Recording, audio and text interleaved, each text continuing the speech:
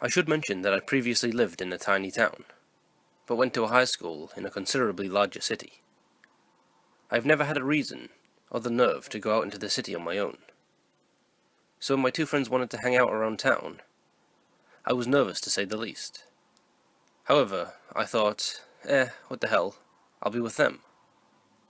We had a blast for a couple of hours after school, with some small, scary incidents along the way, including walking through a store full of expensive statues and gemstones with a massive backpack protruding from my back.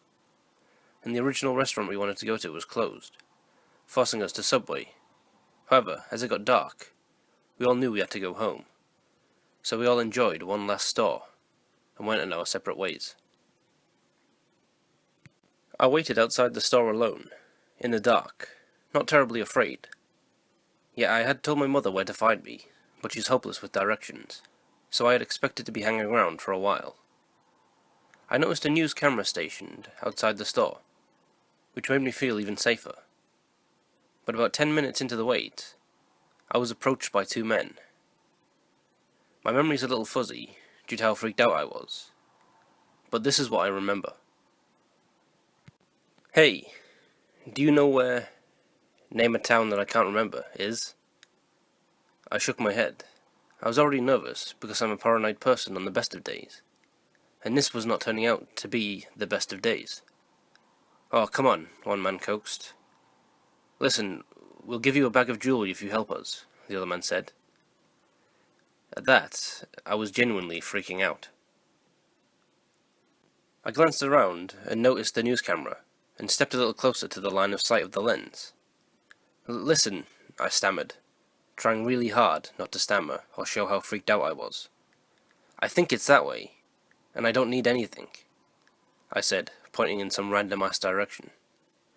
They glanced at the direction of my finger. Then they glanced back.